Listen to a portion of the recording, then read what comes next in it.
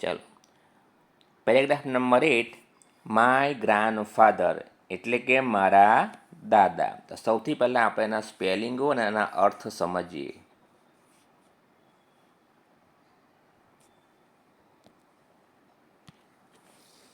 સૌથી પહેલાં છે ગ્રાન્ડફાધર એટલે દાદા. 70 years ઓલ્ડ એટલે કે 70 વર્ષના. ગેટ્સ અપ એટલે ઉઠે છે. અર્લી ઇન ધ મોર્નિંગ એટલે કે વહેલી સવારે, સવારે વહેલા.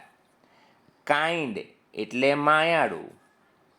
હેલ્પફુલ એટલે મદદરૂપ. ટીચીસ એટલે શીખવે છે.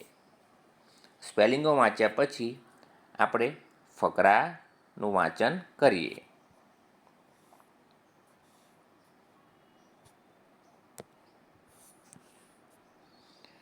નંબર 8, માય ગ્રાન્ડફાધર મારા દાદા. My grandfather's name is Maganbhai. મારા દાદાનું નામ મગનભાઈ છે. He is 70 years old. તે 70 વર્ષના છે. He has white hair. તેમને સફેદ વાળ છે. He wears glasses. તે ચશ્મા પહેરે છે. He is healthy and strong. તે તંદુરસ્ત અને મજબૂત છે. He gets up early in the morning.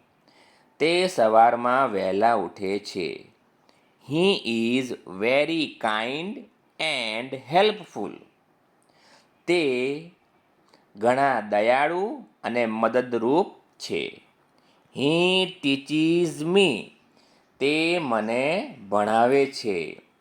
I love my grandfather. હું મારા દાદાને ચાહું છું. તો આ રીતે ફકરાનું વાંચન તમે કરી શકો.